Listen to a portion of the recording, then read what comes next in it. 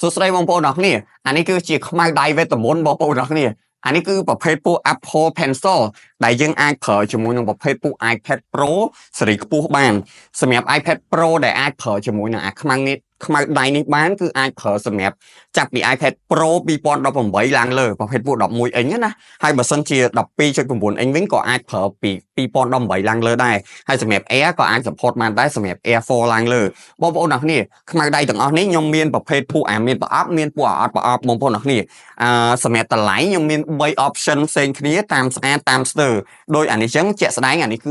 95% ឃើញទេបងប្អូនអរគ្នាខ្ញុំ note ដាក់លើហ្នឹងដាក់ 95 ហើយមានអាផ្សេងទៀតវា99ហ្មងនេះដូចអានេះចឹងគឺស្អាត99ហ្មងហើយសម្រាប់តម្លៃគឺមាន3 option ផ្សេងគ្នាបងប្អូនអាចមក check អីវ៉ាន់ផ្ទាល់តែអីវ៉ាន់ផ្ទាល់នៅហាងបានខ្ញុំបញ្ជាក់ណាអីវ៉ាន់នេះគឺសុទ្ធតែអីវ៉ាន់សំណុំផ្សេងអត់មានគោះអត់មានជួសជុលអត់មានអីទេគឺអីវ៉ាន់មកទឹកពីក្រៅមកគ្រាន់តែថាអីវ៉ាន់ខ្លះទៅក៏វាមានប្រអប់អីវ៉ាន់ខ្លះទៅក៏អត់ប្រអប់ហើយនៅខ្ចីស្អាតបែបហ្នឹងហើយតម្លៃគឺល្អខ្លាំងមែនតើបងប្អូនអរគ្នាអាច connect ចាប់ពី Pro 2018ឡើងលើហើយស្រួលមែនតើរបស់សេនបងប្អូនអរគ្នាគ្រាន់តែដាក់អញ្ចឹងមកវា connect យកហ្មងឃើញទេវាឆក់យកហ្មងគឺងាយស្រួលខ្លាំងមែនតើអានេះខ្ញុំបញ្ជាក់ណាអាចប្រើចាប់ពី Pro 2018ឡើងជាក់ស្ដែងអានេះខ្ញុំ connect ជាមួយនឹង Pro 2020ឲ្យបងប្អូនតេស្តឲ្យបងប្អូនមើលទេអញ្ចឹងសម្រាប់បងប្អូនដែលគាត់មានតម្រូវការខ្ញុំមានអត់ច្រើនទេមានប្រហែលជាល្បាក់5 6គ្រាប់ដែលនៅមាននៅមុខបងប្អូននឹងតែប៉ុណ្្នឹងឯងហើយបើសិនបងប្អូនដែលគាត់ទិញអាវ៉ាន់ iPad នៅខាងខ្ញុំគឺខ្ញុំ discount តម្លៃApple Pencil នេះទៀតហើយខ្ញុំបញ្ជាក់សម្រាប់បងប្អូនអរគ្នាខ្ញុំបញ្ជាក់ម្ដងហើយម្ដងទៀត